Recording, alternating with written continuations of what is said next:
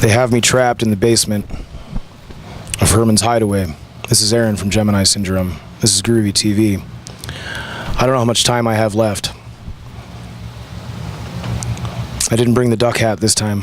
I thought the t-shirt would be sufficient, but apparently not. This may be my final transmission before they cannibalize me. And then Groovy will try to manifest my soul and sing for me tonight, I hope. So if the show goes well, good job. But this is Aaron Nordstrom signing off forever.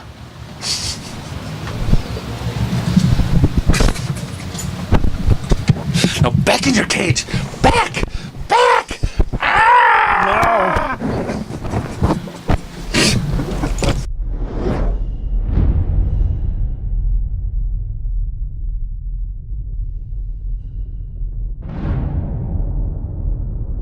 No. Hey, this is Groovy. I'm here with the legendary Aaron Nordstrom, Gemini Syndrome. Legendary in what? In what universe? In ducks. Yeah, that is true. All right. In duck clothing. Quick retort for me was always. Where did you get all your duck clothing? This came from my mom. Hi, Mom. Hi, Mom. Of all people, yeah. So the duck thing has slowed down, not ceased, but slowed down. Mm-hmm. So I still get some or whatever. And we stopped at my mom's house when we went through Chicago, and she had found this, God knows where. And this has become my daily driver tour shirt. So you're saying that your fans need to send you more duck clothing? That's probably what I'm saying, yeah. Fans, could you send them more duck clothing? Because you're really slacking for real. The Pandora's box has been opened again. Pretty please, lots of duck clothing. I get sent anything that's duck-related videos on YouTube. I get links sent to me all the time, like, that's the biggest duck I've ever seen. There's some British comedian, I forget his name, but he has this whole thing about how to piss off your roommates. And so he starts with little rubber duckies, and then they start cloning and growing, and they're all around the house in the bathroom, and they're like coming out of the drain and stuff. And finally his roommate says, all right, I think we've had about enough of the ducks. He says, well, can I just keep one? And she says, sure. And then he gets a giant duck like the size of the entire bathroom. It's fantastic. I forget his name, though. I don't know, dude. I would like to see you, get a giant duck go-kart. I would roll on that. With the hat and the shirt, maybe some slippers. Oh, yeah. And a cigar. The big fuzzy ones. Yeah. Yeah, a duck cigar. Mm-hmm. I love how we never really cover anything music-related in these. You know what I'm saying? Well, we will. We'll pay a little bills. A little bit. Speaking of which, we're working on a new album here. We will. Soonish. Is it written? It's being written. Okay. It's partway done. Yeah. Yeah. It's basically me now. Okay. I just have to write all the lyrics. So you're slacking is what you're saying? Yes. Well done. Thank you. Yes, I am. It's quality, not quantity. That's what I say. Exactly. And you can only be an overachiever, in spurts. You can't do it for 50 years. I think it's gonna, as soon as we're home, I think it's gonna happen, because I did have a dry spell for a minute. I was having trouble I have plenty of inspiration in my life, plenty of stuff has happened, right? But getting it transferred to be communicated through art or something, or through words, through poetry, hasn't quite hit. But I know, when that floodgate opens, sure, I'll be locked away for however long, and just awesome. The record will be done. Awesome. Well, you should do that right now. Why are you talking to me? Because I like you. Oh, I like you too. Yeah, sweet. So play Xbox or something. Xbox Live? Yeah. Okay. It's a done deal. My roommate has a 72-inch flat screen, so I can see the TV now from my couch. That's amazing. He's a godsend. Wow. Yeah, 72 inches. I can read subtitles now. You have no idea how exciting that is to a guy who can't see well. Right, yeah. You know what I mean? I can watch all the Kung Fu movies I want. And from 50 feet away? I mean 7, but... You just be real here. Come on, man. We changed the subtitles to be the whole screen. Yeah, I might as well just read a book. What are those? I don't know. They're the stories without pictures. That's true. So what's coming up for Gemini Syndrome? Well, we're on the last leg of this short Absolution run with Code Red Riot. It's gone well. All the shows have been really killer. The transportation issues are always the curse of Gemini Syndrome, not having air conditioning in summer and those types of things. Is that the same bus you had before? We've had it one other time. Okay. So, right on. Yeah. It doesn't seem to matter what vehicle it is. Something always happens, so it's just par for the course now. Then we'll take another, I think, 3 or 4 weeks off, and then we go out for another week, and we're doing a support date with Stone Sour in Council Bluffs, Iowa. That's fucking cool as hell, dude. So that'll be dope. Yeah. And then after that, hopefully by then we'll be pretty much ready to go into the studio and record. Where are you going to record it? In Los Angeles with Matt Hyde. Sweet. That'd be pretty fucking badass. Change it up a little bit. Yeah. Any potential drop areas, dates, things? I think the most logical answer is probably early next year. Sweet. To be honest. First quarter? Yeah. Nice. I mean, late last year, I was, all gung-ho like I usually am. Like, yeah, we're going to have it done by, like, April, man. No, that didn't happen. So now I'm, like, really sketchy to even propose a season. You know what I mean?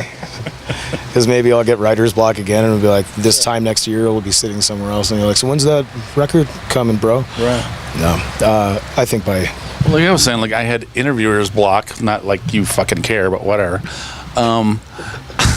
Because of all the fucking negativity from the so-called fans of the so-called whatever, just endless negative comments.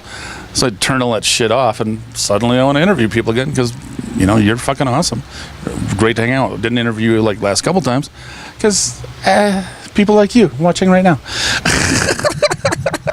Need some aloe vera for that 3rd-degree burn. So anyway, I'm feeling better mentally to, doing interviews and shit like that. So, I understand getting past the blocks, I guess. Yeah, and you just have to allow it to happen, I think. At least I do.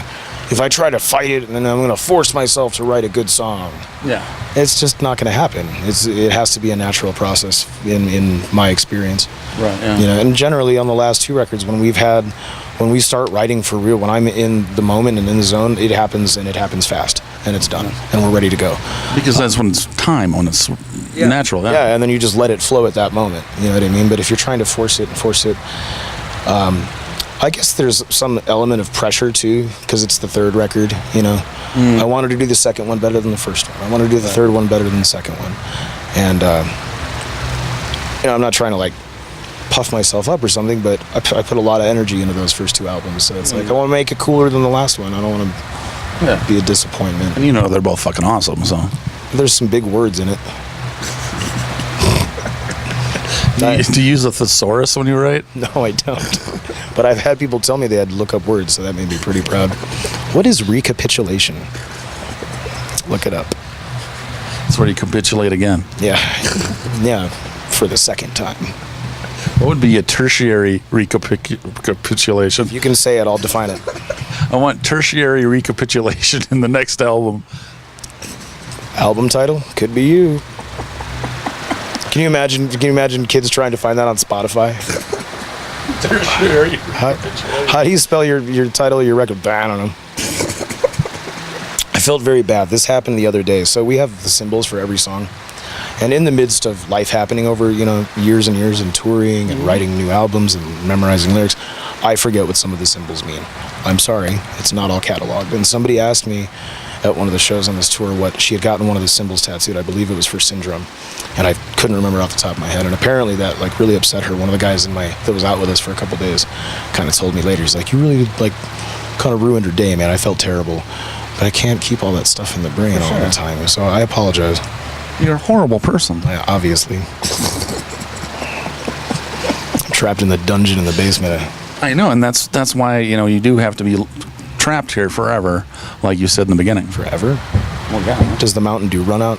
No, it flows forever. Okay, well, then we're cool. The toilet paper's in short supply, though. Hope my beard grows faster. All right, man, one last question. What are you geeking out these days? What's got your nerd on?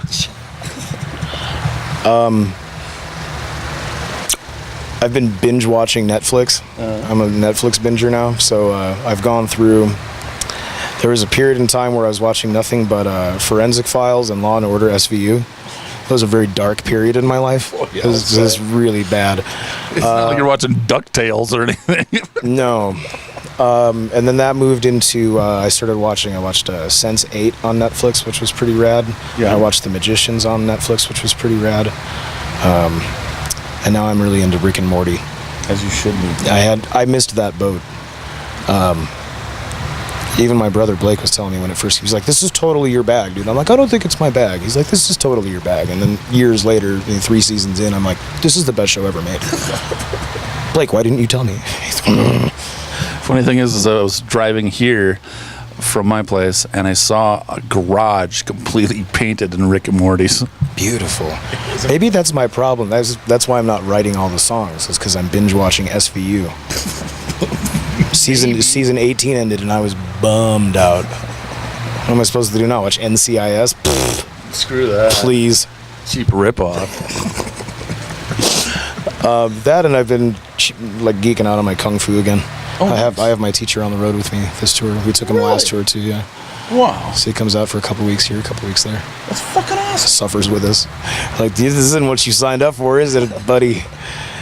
Sitting in the middle of Arizona desert in July with no air conditioning, with 11 people in an RV. Just having fun yet? Everyone thinks tours are all cool. Oh yeah. He's a trooper though, man. I love having him out. So if he's your trainer, he's got to be fucking in shape and a badass. He's been like my dad since I was a teenager. So it's cool. Fuck yeah, man. Yep. Right on. Well, great hanging out and seeing you again. Always. Boom. No crazy questions today, huh? You just have to make me do the I haven't even thought of any recently. I can do one that you've forgotten though, even though I asked you before. Ready? Yeah. How many times does the number 9 appear between 1 and 100? We did this 19. Oh! Did I screw it up again? Yes. 21? 20. 20. Yeah, I know. See, even my old shitty questions work. And I know that interviews, like, I have that memorized in my head. That's one of those details that won't leave, is me getting that wrong. I'd like to say that for the last few years I've been like, if you ever ask that question again, I'm going to be on it. No. I'll tell you what, for next time, all I'm going to do is think up stupid-ass fucking questions, even stupider than the ones today, and that's all we'll do next time. You go do that. I'll be here waiting. I didn't even ask for it because I figured you're going to punch me. Let's hear it. Nah, I just showed it to you. It's over now. You got to go. Bring me toilet paper, Mountain Dew while you're gone. See y'all. Buy our new record when it comes out. Yes, Christopher Walken says so. I do.